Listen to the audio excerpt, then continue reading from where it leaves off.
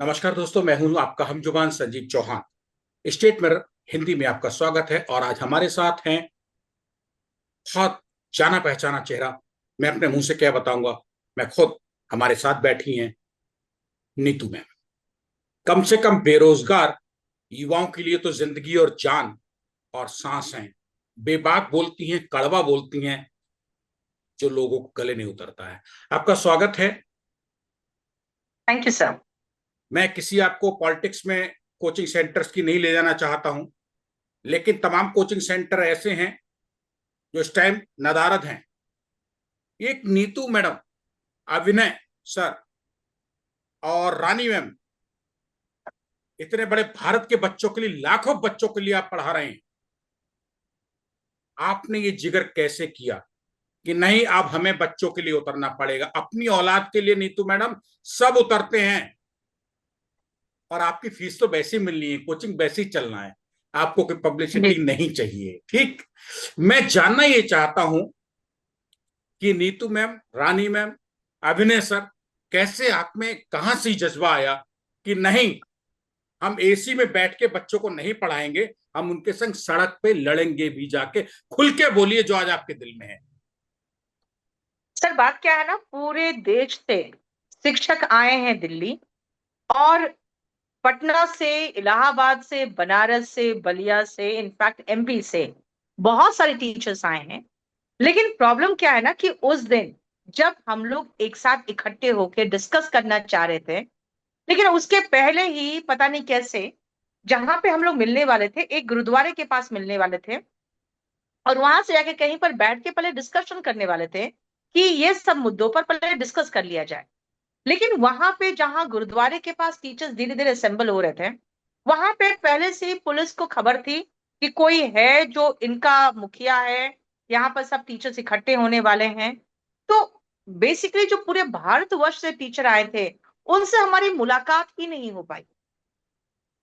और उसके पहले ही दो तीन टीचर्स हम में से, एक अभिनय सर थे, राकेश यादव थे, मैं थी, हम लोग एक जगह मिले कि क्या किया जाए, क्योंकि हमें लगता है कि हम लोग डीओपीटी मिनिस्टर से जो मिलने की बात थी, वो हो पाएगा कि नहीं हो पाएगा। तो अभिनय सर के पूरा इनको यकीन था कि नहीं, हम लोग चार को तो परमिशन मिलेगा।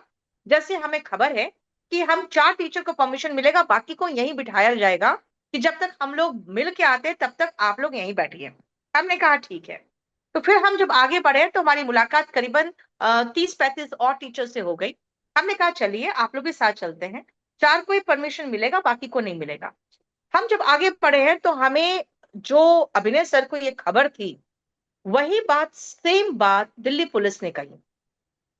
उन्होंने कहा कि आप चार लोगों का नाम दे दीजिए, चार को परमिशन मिलेगा, और बाकी लोग यहीं रुकिए, आप लोग आगे मत बढ़िए।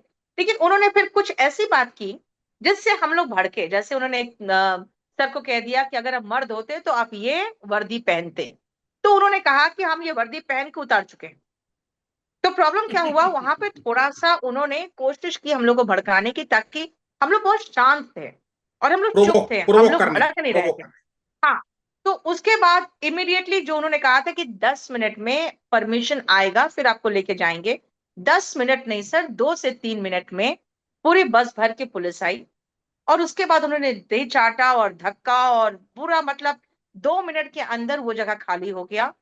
जो टीचर्स पीछे भागे, क्योंकि उधर से उन्होंने रस्सी लगा रखी थी, वहां पे उनको पकड़ के दूसरे बस में डाला गया। हम लोग आगे फंस गए तो हम लोग को दूसरे बस में डाला गया, और फिर हम लोग को करीबन 4 घंटे घुमाया गया पूरे दिल्ली। फिर उसके बाद हम लोग को नजफगढ़ थाने में करीबन 4.5 घंटे बिठाया गया। 8:30 बजे हमें कहा गया कि आप सीधा निकल रहे हो, सामने बच्चे खड़े हैं, बिल्कुल बच्चों के पास मत जाना। अगर जाओगे तो लाठी चार्ज हम बच्चों पर भी करेंगे और आपको भी अंदर करेंगे, इसलिए आप सीधा जैसे निकल रहे हो। ये दिल्ली पुलिस ने कहा। जी सर। कि आपके आप पास कितना उस टाइम बिल्कुल, गैदरिंग थी? उस समय करीबन 200 बच्चे होंगे बाहर। हालांकि हम लोगों ने बच्चों को नहीं बुलाया था, बच्चों को पता चल गया था कि नजफगढ़ पुलिस स्टेशन के अंदर है। तो उनको एक दो बार तो खदेड़ा भी गया है बच्चों को लाठी लेके, लेकिन लाठी चार्ज नहीं हुआ, लाठी लेके खदेड़ा गया बच्चों को। लेकिन फिर वापस बच्चे बार बार आ जा रहे थे। तो हमें कहा गया कि आप लोग सीधा घर निकलेंगे। हम लोग सीधा गेट से निकले, गेट के उस तरफ बच्चे खड़े थे और वो सीधा हम लोग को खिड़की से देख रहे थे, लेकिन हम लोग को निकल के सीधा कहा गया कि आप सीधा जाएंगे। तो हम लोग रोड क्रॉस करके बच्चों को धन्यवाद भी नहीं कह सकते थे। हम लोग सीधा गाड़ी में बैठिए और सीधा जाइए। तो फिर हम लोग जब यहाँ पहुंचे दूसरे दिन दोपहर तक हमारे पास एफआईआर की कॉपी आ गई और हम लोग के खिलाफ एफआईआर हो गया। किन किन के खिलाफ एफआईआर हुआ है नीतू मैम? सर करीबन 15, एक जो एफआईआर हुआ है उसमें हम लोग का करीबन 15 लोगों का नाम है। एक दूसरा एफआईआर है जो दूसरे बस में थे टीचर्स, उनके खिलाफ है एफआईआर। तो ये करीबन 3 एफआईआर हुआ है, जिसमें एक में हम लोग का नाम है। जो एक पुलिस स्टेशन में हम लोग करीबन 40 लोग थे, उसमें से 15 लोगों का नाम है एफआईआर में। टोटल 3 एफआईआर में कितने लोगों का नाम होगा, कुछ अंदाजा, मतलब करीबन 40 हैंड टू माउथ? करीबन 40-45 लोगों का नाम होगा। और ये सारे पार्लियामेंट स्ट्रीट थाने में दर्ज हुए हैं, किस थाने में दर्ज हुए हैं मुकदमे? ये 2 से 3 थाने में अलग अलग जगह पे दर्ज हुए हैं सर। आपके खिलाफ किस थाने में है? मेरे नॉर्थ एवेन्यू में। आपका हम्म। मकसद जो था, वो नेता तो थे नहीं आप तो शिक्षक हैं। जी सर।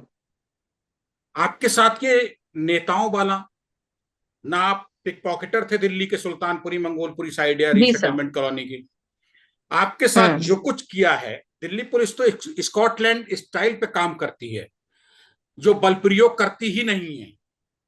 जी। और जो फुटेज है, मीडिया इस बात का विटनेस, अगर ये सुप्रीम कोर्ट हाई कोर्ट तक भी जाएंगे तो जिस तरीके से हम्म। खदेड़ा जा रहा है, वो ऐसा लग रहा है कि जैसे कि किसान आंदोलन में सब भीड़ जा रही थी ट्रैक्टर ले लेके।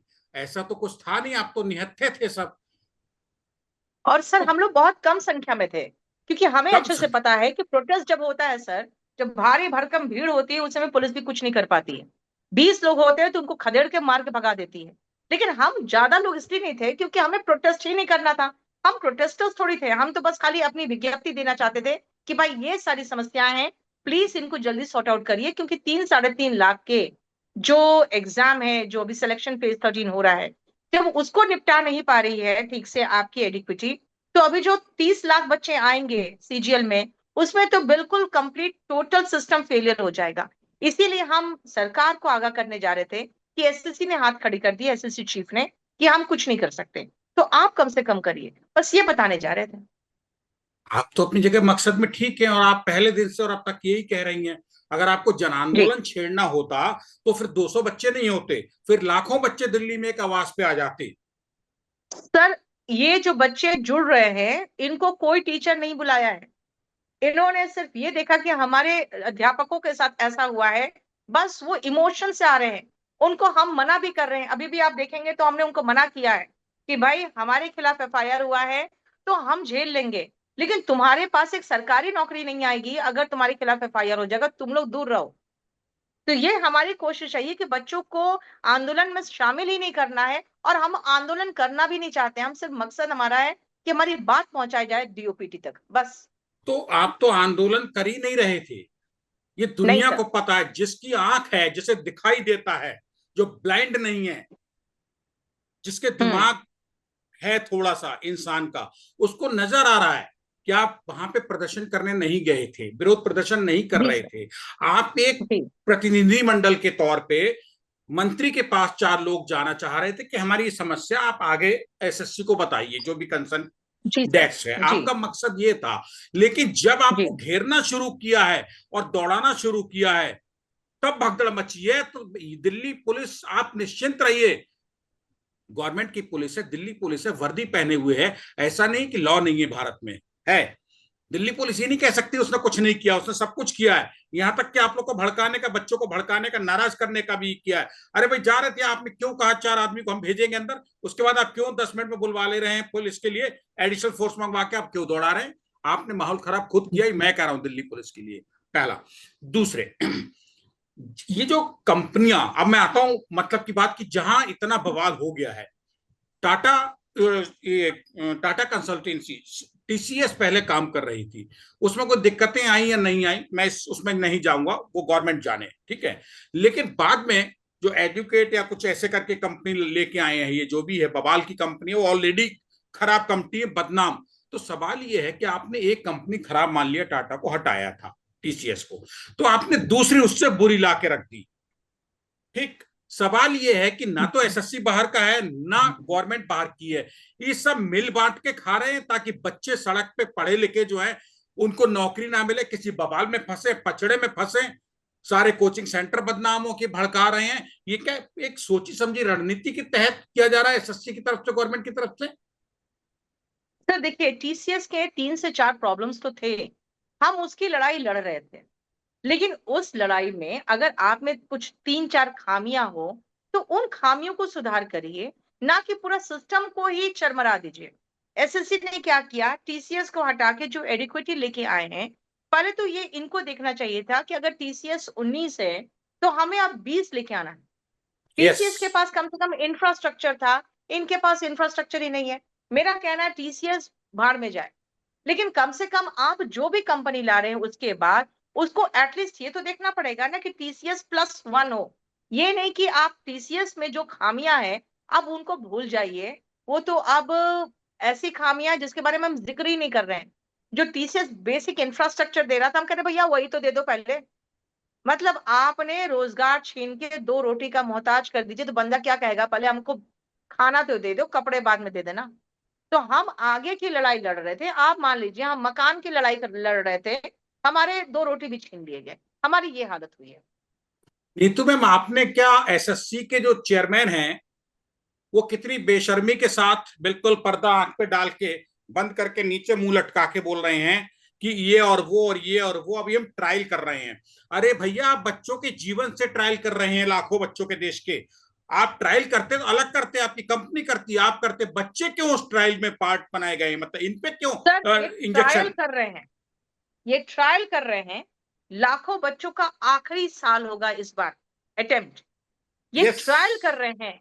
और 6 महीने का एक्सटेंशन तक नहीं दे रहे हैं कि अगस्त से जनवरी कर दे एज रेकनिंग डेट। ये ट्राई कर रहे हैं, ये खेल रहे हैं बच्चों के लाइफ के साथ। क्या अगर ये ट्राई कर रहे हैं तो 2 अटेम्प्ट मुफ्त देंगे बच्चों को? अभी तक ऐसी तो कोई घोषणा नहीं की है। सर 6 महीना जो उनके हाथ में है, जो 1 सेकंड में वो दे सकते हैं, वो नहीं दे रहे हैं। आप एक्स्ट्रा अटेम्प्ट की बात कर रहे हैं, हम एक्स्ट्रा अटेम्प्ट भी नहीं मांग रहे हैं। हम कह रहे हैं जो हर बार 2015-16 वगैरह में हुआ था कि ठीक है एज रेकनिंग अगस्त नहीं करके जनवरी कर दिया, क्या प्रॉब्लम है इनको? वो तो आराम से कर सकते थे, वो तो डीओपीटी ने अलाउ भी कर रखा है, वो भी नहीं कर रहे हैं। तो सर ये खेल रहे हैं, ये ट्राई कर रहे हैं। सर कोई एडिक्विटी सर, कोई इनकी औलाद थोड़ी है कि उनको चलना सिखाएंगे ये। नहीं तो वहीं से तो माल आ रहा है इनको। भाई, एसएससी को और गवर्नमेंट को पैसा तो वही कंपनी दे रही है। ब्लैक लिस्टेड नहीं हो, ब्लैक लिस्टेड थी, उसके काम अच्छे नहीं थे, फिर भी आ गई। कहीं ना कहीं तो खेल है करोड़ों रुपए का। सर ये टीसीएस से जस्ट हाफ रेट ले रहे हैं। अब आप सोच सकते हैं टीसीएस से जब हाफ रेट दे ले रहे हैं कोई, तो वो क्या सर्विस प्रोवाइड करेगा? सबसे पहले तो तो उनको ये समझना चाहिए था। सर्विस प्लस में क्यों देगा वो? हम्म। अब मैम, ये जो बच्चे हैं नहीं ये एग्जाम देने दे रहे हैं दोबारा, या डेट एक्सटेंड नहीं कर रहे हैं, ऐसे में आप क्या कहते हैं? हम कम बोलेंगे क्योंकि हमारे बोलने से कुछ नहीं होना है। आप बताइए, आप कुछ पॉइंट वाइज हमें समझाइए ताकि जो भी ये वीडियो देख सकें, अगर उनकी आंख से पर्दा हट सके। हिंदुस्तान के मौजूदा सरकार, minister DOPT doctor Jitendra Singh और एसएससी चेयरमैन का तो आप भूल ही जाओ, भगवान बचाए ऐसे आदमी से। आप बताइए क्या कहना चाहते सर सबसे बड़ी बात है डिजिटल इंडिया में, हमें सबसे पहले एक माउस, एक ढंग का सर्वर, एक स्क्रीन के लिए लड़ना नहीं है। ये चीज उनको पता होना चाहिए कि एक बेसिक इंफ्रास्ट्रक्चर बच्चों को प्रोवाइड करिए। पेन हो, पेपर हो, पीने का पानी है, बैग रखने की जगह है, इन सब चीज के लिए अगर बच्चे को लड़ना पड़े 3 साल 4 साल तैयारी करके जाने के बाद, और उनका दिल का धड़कन एग्जाम के लिए नहीं धड़क रहा हो, बल्कि उनका दिल धड़क इस बात कर रहा है कहीं मेरा माउस बंद ना हो जाए, कहीं मेरा स्क्रीन ब्लैकआउट ना कर जाए, ये सब चीजें ना हो बच्चों के साथ, ये सुनिश्चित करे सबसे पहले एसएससी। इसके लिए अगर एसएससी को टाइम चाहिए थोड़ा तो वो भी दे सकते हैं। आप एग्जाम को थोड़ा एक्सटेंड कर दीजिए। आप जो 1000-1200 किलोमीटर दूर बच्चों को सेंटर दे रहे हैं, आप उनको 200 रुपया ज्यादा एक्स्ट्रा ले लीजिए फी, एग्जाम का फी, लेकिन उनको घर के 50 किलोमीटर के दायरे में ही उनको एग्जाम का सेंटर दीजिए। क्योंकि सर लड़कियां जब जाती है बाहर तो उनके पेरेंट में से कोई एक जाता है बाहर, और आप समझ सकते हैं कि जो लोअर मिडिल क्लास है या जो बिल्कुल नीचे के क्लास के लोग हैं, उन लोग नहीं अफोर्ड कर सकते हैं। आपको नहीं पता, हमारा एक स्टूडेंट है जो सिर्फ एक ही एक सीट था राजभाषा अधिकारी का, उस सीट के लिए जब वो हैदराबाद जा रहा था इंटरव्यू के लिए, तो उसके घर वालों ने ही कहा कि छोड़ो ना, एक ही सीट है, क्या करोगे जाके, अगर जाओगे तो पैसा इतना कहाँ से आएगा। सर वो 5400 के स्केल पर सिर्फ एक सीट था, और वो उस सीट को प्राप्त कर लिया, क्योंकि उसने यही कहा कि मैम, मैंने सोचा कुछ भी हो जाए, मुझे जाना है, क्योंकि मुझे विश्वास था मैं निकाल लूंगा। सिर्फ एक सीट था सर। अब आप सोच सकते हैं। और उसके बाद जब उसका फाइनल सिलेक्शन हो गया, तो उसकी माँ पूछती है, अच्छा हो गया, अच्छा अब कौन सा क्या है, अब क्या बाकी रह गया है। यानी कि लोगों को विश्वास भी नहीं होता है कि हाँ, हमारी सरकारी नौकरी मेरे बच्चे की लग गई है। यानी कि आज ये हालत है कि अगर सरकारी नौकरी आपका लग गया, तो इसका मतलब है कि आपका तो लॉटरी खुल गया, क्योंकि इतना मुश्किल हो गया है। एक लूप है लेकिन जिसमें फंसा के बच्चों को रख दिया गया है सर। हाँ, बस नहीं तो मैं आपसे ये सुनना चाह रहा था। एक हम्म। लूप है जिसमें शिक्षित, उच्च शिक्षित युवा को बेरोजगारी की मार घुमा के दे रही है गवर्नमेंट। एसएससी बना मैं दिया एक गया। कहानी आपको बताती हूँ। एक बार एक आदमी को एक ऐसा जिन मिल गया, जिसका कहना था कि भाई जल्दी से बताओ, जो कहोगे मैं कर दूंगा, जो भी बोलोगे मैं कर दूंगा। अब और नहीं बोलोगे, नहीं काम दोगे, तो मैं तुम्हारा सर कलम कर दूंगा। अब उसके बाद उस आदमी ने कहा कि एक काम करो, इस पेड़ पर चढ़ो उतरो, इस पेड़ पर चढ़ो उतरो। और वो चढ़ता उतरता रहा, और आदमी अपना मस्त रहा। हमारे जो बच्चे हैं सर, अगर वो काम नहीं देंगे उनको, तो वो सर कलम कर सकते हैं, क्योंकि वो अभी युवा है, उनमें जज्बा है कुछ करने का। उनको फंसाए रखो, ताकि वो एक ही चीज में फंसा रहे, और उसके बाद वो कोई कंप्लेन नहीं करे, कोई क्वेश्चन नहीं करे। सर वेटिंग लिस्ट होता है, वेटिंग लिस्ट नहीं दे रहे हैं। अगली बार वैकेंसी 18,000, 18,000 में 10-12,000 तो पिछला वैकेंसी है। क्योंकि उसी को घुमा घुमा के बच्चों को इंक्लूड करे रहना है, इन्वॉल्व करे रखना है, उनको रिजर्व रखना है। उनको सोचने समझने की शक्ति उनकी खत्म होती जा रही है, क्योंकि उसी लूप में फंस के रह गए हैं वो। यानी कि भारत सरकार ने, डीओपीटी डिपार्टमेंट जो है, उस मंत्रालय ने एसएससी को एक मकड़ी बनाया है और उस मकड़ी से जाल बुनवाया है भारत के उच्च शिक्षित बेरोजगारों को फंसाए रखने के लिए कि तुम्हें दम घोट के मारेंगे, ना मरने देंगे ना जीने देंगे, और तुमको नौकरी मिलने भी नहीं देंगे, लेकिन प्रक्रिया पूरी होगी सरकार की।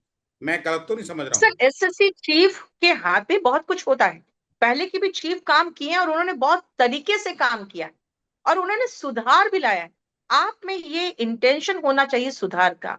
आप ये नहीं कह सकते कि भाई अभी शुरुआती है, थोड़ी सी शुरुआती जो प्रॉब्लम्स होते हैं वो है। आप बच्चों को गिनी पिग थोड़ी बनाएंगे आप। भारत के सबसे बड़े कमीशन है स्टाफ सिलेक्शन कमीशन। वो क्या किसी ऐसे वेंडर को अपने पैरों पर खड़ा करने का ठेका थोड़ी ले रखा है उसने। आप में काबिलियत होनी चाहिए। आप पहले अपना दीजिए, अपना प्रपोजल दीजिए। आपके सेंटर्स, हमारे जो स्टाफ है वो विजिट करेंगे, देखेंगे, अगर आपके पास वैसे लैब्स है तो आपको हम देंगे, नहीं तो हम नहीं देंगे। अब उठा के दे दिया गया है उनको ऐसी जगह पे, उनके लैब से सर, जहां पे तबेले हैं, जहां पे डीजे बज रहा है, जहां पे शादियां हो रही है, जहां पे खेत है, जहां पे जाने का कोई साधन नहीं है। ऐसी हालत है। मैम, इनका जो ये कंपनी है, एसएससी का चेयरमैन तो बस भगवान बचाए, मैं बार बार खुद कह रहा हूँ जर्नलिस्ट होने के नाते, और मैं नया खिलाड़ी नहीं जर्नलिज्म में। 1988 से 37वां चाल चल रहा है मेरे को, बहुत लंबा जर्नलिज्म का हम्म। एक्सपीरियंस है, ठीक है। क्या अच्छा। इनका कोई इलाज? देखो, ये जहां जहां फंसेंगे आप लोग घेर रहे हैं, वहां मैं एसएससी का चेयरमैन ऐसे गर्दन लटका के बैठ जाता है, हम ट्रायल कर रहे हैं, हम ये कर रहे हैं, हम वो कर रहे हैं। वो ये नहीं कहता है कि इस कंपनी को हमने रखा और गलती हो गई, हमने उड़ा दी है, बच्चों को टाइम दे रहे 6 महीने का, दूसरी कंपनी हायर कर रहे हैं। ये बहानेबाजी है। इससे निकलने का क्या रास्ता सोच रहा है? क्या कोर्ट जो है वो मदद करेगी? इसमें कुछ उम्मीद है आपको? क्या मूव करने के सर चांसेस लग रहे हैं? हमारी पूरी कोशिश है कि मंडे या ट्यूसडे को डीओपीटी में किसी भी तरीके से हमारी अगर मुलाकात हो जाए, नहीं तो एसएससी चेयरमैन से मुलाकात करके कुछ ना कुछ सोल्यूशन निकालने की कोशिश करेंगे। क्योंकि जो बच्चे हैं वो हम लोग की तरफ देख रहे हैं कि शायद हम लोग कुछ सोल्यूशन निकाल के लाएं। नहीं तो 6 तारीख को हमारे जो कुछ टीचर्स है, जो करीबन 100-150 टीचर का परमिशन मिला है, हम लोग वहां बैठ के फिर आगे की रणनीति तय करेंगे। और उस दिन शायद हमारे पास भारतवर्ष के सारे बड़े बड़े टीचर्स आएंगे। उसके बाद हम लोग बैठ के एक रणनीति तय करेंगे कि आखिर क्या किया जाए। बहुत लंबा अरसा हो गया है बच्चों को पढ़ाते। आपने कभी बच्चों को इस दर्द में देखा जो अब देख रहे सर हैं? हमने 2013 में देखा है, 2014 में देखा है, 2017 में देखा है, लेकिन उस समय हम लोगों ने बहुत बड़ा आंदोलन खड़ा कर दिया था। लेकिन मेरा मानना है कि अभी जब एग्जाम 13 तारीख को है, 15 को आपको पता है कि 15 अगस्त में कितना सेंसिटिव माहौल हो जाता है। तो अभी हम इस किसी तरह का आंदोलन खड़ा करने के मूड में नहीं है, क्योंकि बच्चों का एग्जाम भी है प्लस 15 अगस्त भी है। इसीलिए हम थोड़ा सा टाइम चाहते हैं कि हम टीचर से मिलकर पहले डिसाइड करें कि जो हमारे बच्चे हैं उनको आगे लाए बिना कैसे काम निकल सकता है, वो हमारी कोशिश है सर।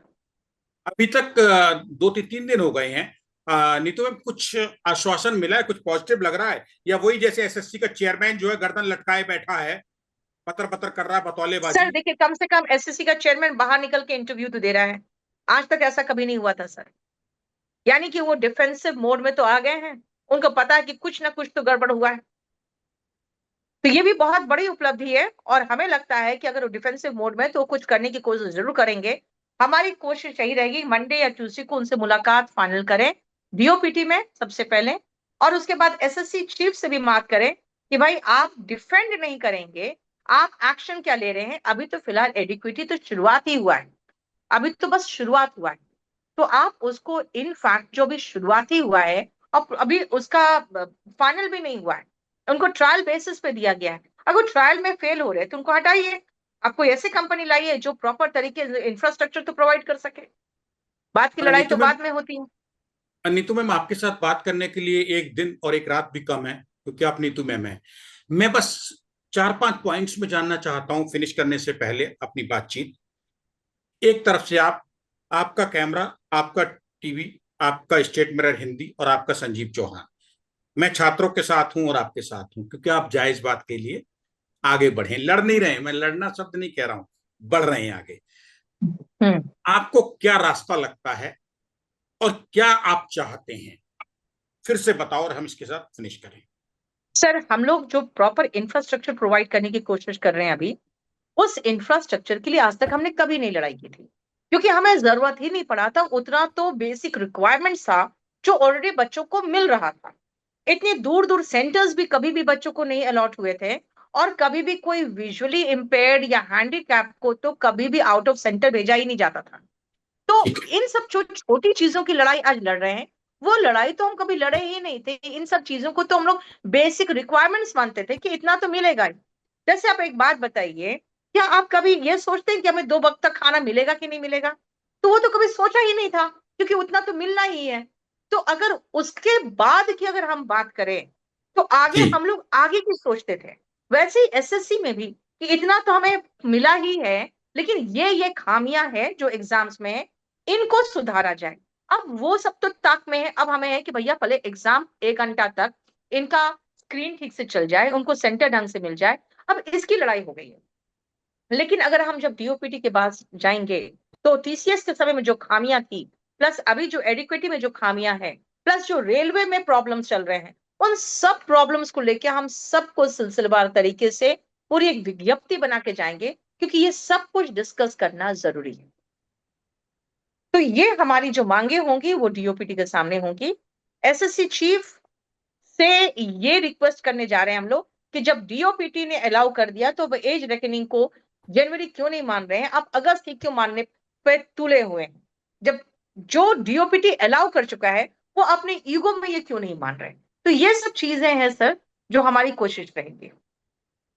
नीतू मैम, ये डीओपीटी वाली ये बात आप दोबारा एक बार बताएं, थोड़ा सा मैं समझना चाहूंगा दोबारा से, कि लग रहा है उन्होंने क्या सर कहा और ये क्या एक नहीं है एसएससी ने। कि देखिए, 2024 का इनका अटेम्प्ट बर्बाद हुआ था, क्योंकि उन्होंने 19 क्वेश्चन गलत किया था टीसीएस ने, और फिर बहुत सारे क्वेश्चन का मार्क्स टू ऑल दे दिया था, जिसमें कुछ अच्छे बच्चे थे जो छट गए थे, क्योंकि उनको सेम लेवल पे ले आए थे, जो कि जिन्होंने क्वेश्चन को अटेम्प्ट ही नहीं किया तो उनके जैसे उनके लेवल पे ले आए थे।